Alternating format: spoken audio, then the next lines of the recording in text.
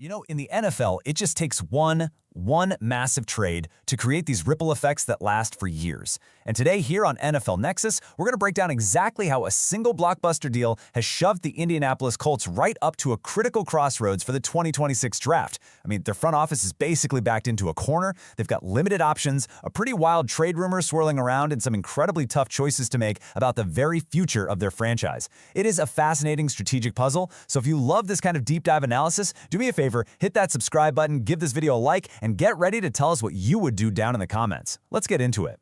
And you've heard the saying, right? It's famous for a reason. The NFL draft is it's famously beautifully unpredictable. We spend months, literal months, analyzing every single prospect, building mock drafts, trying to figure out team needs, and then boom, draft night hits, a top 5 guy inexplicably falls to pick 15, or some team makes a shocking trade-up that nobody saw coming, and suddenly every mock draft on the planet is just useless.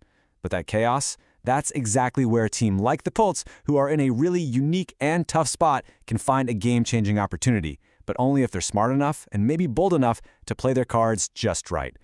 All right, so here's the game plan for today. First, we're going to look at the big problem the Colts basically created for themselves and figure out why they're in this mess in the first place. Then we'll scout 3 very different players they could realistically be looking at with their first pick. After that, we'll explore a truly shocking draft day trade scenario that's being floated out there, and we'll wrap it all up with the biggest question of all, the one just hanging over the entire organization. What in the world are they going to do about their young quarterback, Anthony Richardson? Okay, so let's dive right in. The big problem, the dilemma facing the Colts. It all traces back to one blockbuster, all-in kind of trade that came with an absolutely massive price tag. And now, here in the 2026 draft, well, the bill is officially due. 47. Just let that number sink in. This is the number that defines the Colts' entire draft. While the rest of the league is on the clock in the first round, picking those blue-chip can't-miss prospects, the Colts, they're just going to be watching from the sidelines, sitting on their hands. Their first pick isn't until the middle of the second round at pick number 47 overall. That puts a huge amount of pressure on their front office. The margin for error is razor thin. They absolutely have to nail this pick. So, you gotta be asking, right? How in the world did the Colts end up here? How does a team just not have a first-round pick? Well, this wasn't bad luck. It wasn't because of a bad season. No, this was a calculated, aggressive, win-now decision that they made trying to chase down an elite, game-changing talent. Let's break down exactly what happened. And man, this right here, this lays out the staggering cost of getting a true superstar. At the 2025 trade deadline, the Colts GM Chris Ballard went all in. He acquired all-pro cornerback Sauce Gardner from the Jets. And Gardner is a legitimate shutdown corner, one of those rare guys who can just erase the other team's best receiver. But to get a player of that caliber, you gotta pay up. And they did. They sent out not 1, but 2 first-round picks for 2026 and 2027. And as if that wasn't enough, they threw in Adonai Mitchell, a promising young wide receiver who was just starting to pop. It was a massive haul that got them an elite defender, but left their draft cupboard completely bare for the near future. Okay, so with that pick at 47 as their only real premium asset, who could actually be on the board?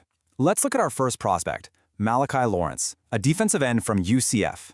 Now, some analysts thought he might even sneak into the back end of the first round, so if he's still sitting there, he could be a huge steal for the Colts.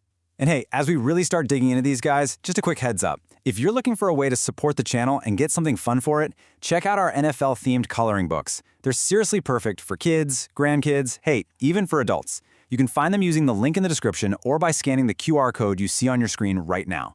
Your support really does help us keep making these explainers.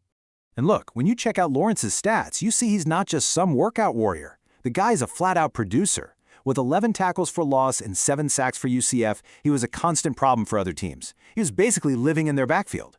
And forcing 2 fumbles, that shows he's got a knack for making those big impact plays. So this isn't just about potential. It's about proven on-field disruption that got him first-team All-Big 12 honors. He knows how to turn his athletic gifts into actual negative plays for the offense. But okay, let's talk about those athletic gifts, because they're electric. And it all starts right here, a 4.52-second 40-yard dash. For a defensive end who's 6'4", 253 pounds, that is absolutely blazing speed. And this isn't just about chasing down quarterbacks from behind. What's more important is that explosive first step. that 10-yard split within this time, that lets him beat a 320-pound offensive tackle off the line before the guy can even get out of his stance. That kind of speed is a foundation for any elite pass rusher. And it's not just running in a straight line either. A 40-inch vertical jump might sound a little weird for a pass rusher, but it's a huge indicator of lower body explosion. This is where he gets that raw power to drive through blockers, to convert his speed into force. It's that burst that you hear scouts just rave about. And you also see it when he gets his hands up to bat down passes at the line, turning a potential catch into an incompletion just with his leaping ability. And then you get to this, a 10-foot, 10-inch broad jump. That tells you all about his horizontal explosion. This is a super critical test for defensive ends because it measures how powerfully you can just launch yourself forward from a dead stop. It's what allows him to cover ground and close on the quarterback so fast.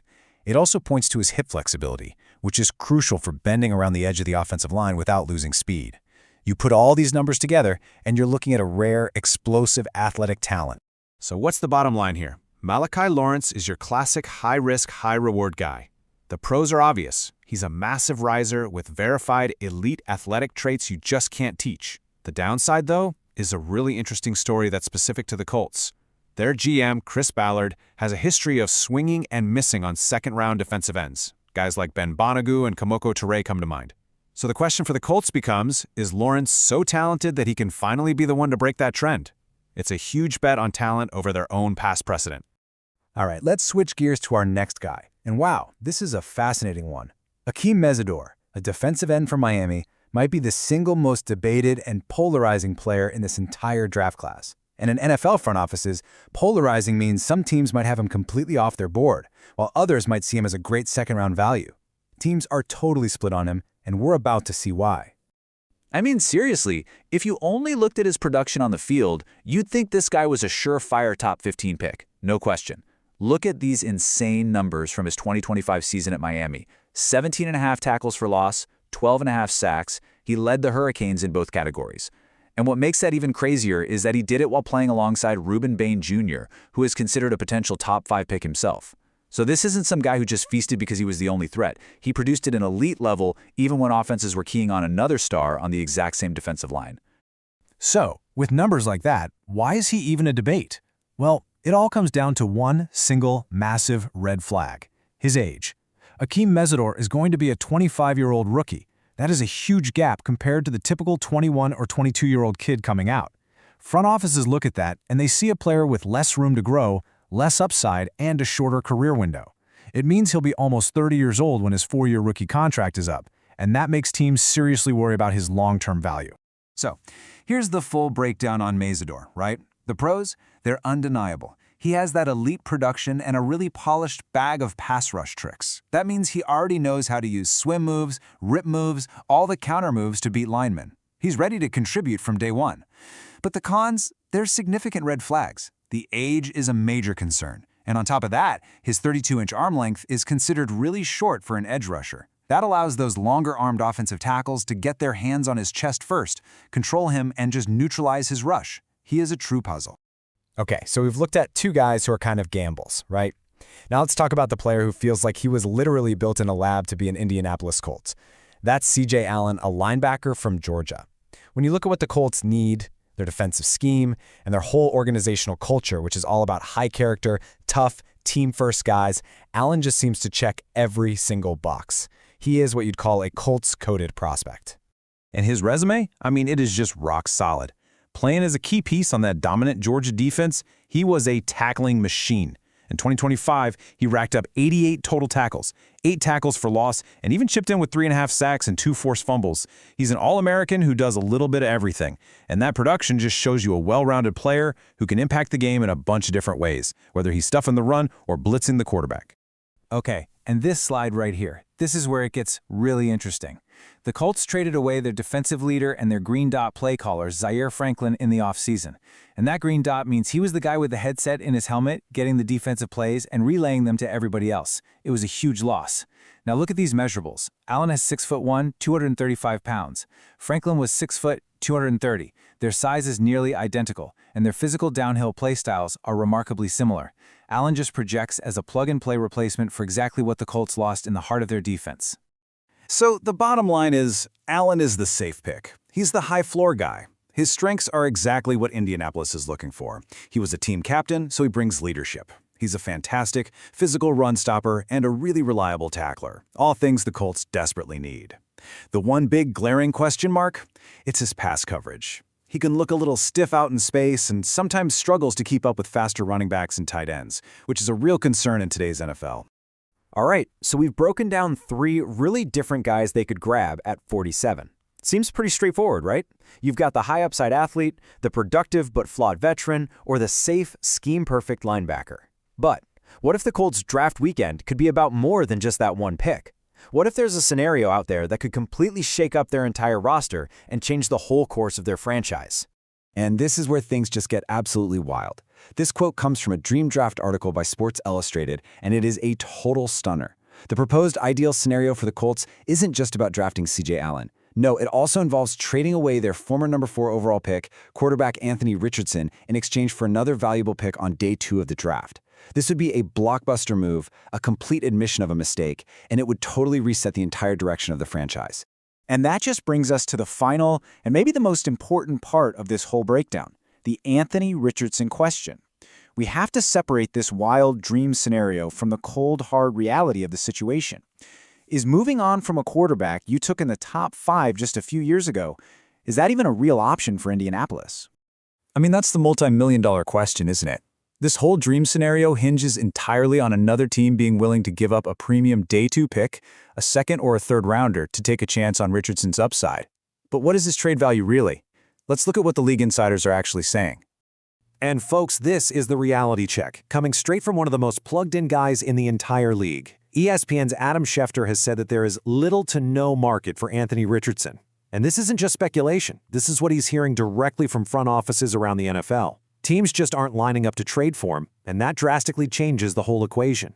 The league sees a guy with incredible physical tools, sure, but one who is still very raw as a passer, and most importantly, has a significant injury history. And this slide just lays out the massive gap between that dream scenario and the harsh reality. The dream is getting a second, maybe even a third-round pick back for Richardson. The much more realistic return, based on that non-existent market, is something like a pick swap. That's a deal where the Colts would have to package Richardson and a 5th-round pick just to move up into the 4th round.